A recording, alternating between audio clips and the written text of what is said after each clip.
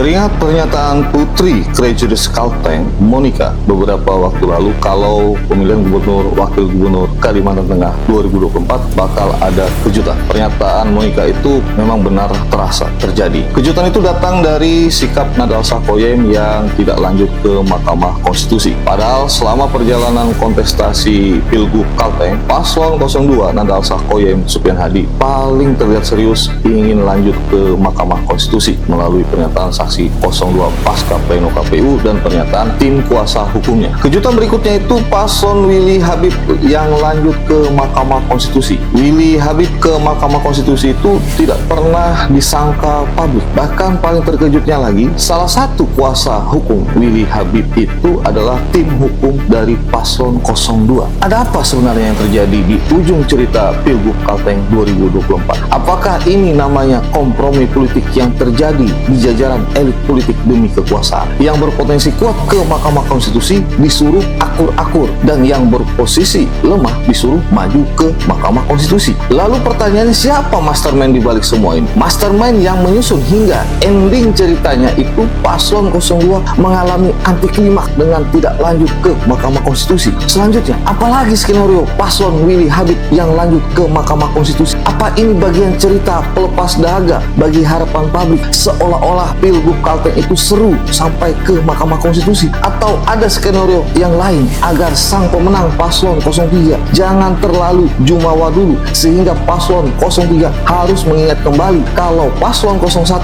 ke Mahkamah Konstitusi itu sangat serius untuk menginginkan pemungutan suara ulang, atau paslon 01 ke Mahkamah Konstitusi itu berniat ingin mengamputasi kemenangan paslon 03. Kalau dicermati, paslon 01 itu diusung Partai Nasdem yang ketua umumnya Pak Surya Paloh yang dikenal dekat hubungannya dengan Krejudis Kalteng Bapak Haji Abdul Rashid. Apakah ini yang dimaknai mastermind di balik dinamika Pilgub Kalteng 2024? Yang pasti dengan diajukannya sengketa ke Mahkamah Konstitusi oleh paslon 01, maka ini jadi perhatian bagi Majelis Mahkamah Konstitusi karena paslon 02 yang selisih suaranya hanya 1,2% tidak mengajukan sengketa. Dan apakah perhatian ini juga akan menjadi salah satu alasan alam pikiran yang mulia para hakim Mahkamah Konstitusi kalau Pilgub Kalteng 2024 itu kental dikendalikan oleh mastermind kelompok oligarki? Publik masih menunggu bagaimana cerita perjalanan paslon 01 di Mahkamah Konstitusi. Dengan menunggu sikap Mahkamah Konstitusi, apakah persoalan ambang batas selisih suara pasal 158 itu akan dikesampingkan oleh Mahkamah Konstitusi dengan keyakinan karena ada terjadi pelanggaran terstruktur, sistematis, dan masif. Bagi diskusi kelompok kecil kami, Pilgub Kalteng 2024 itu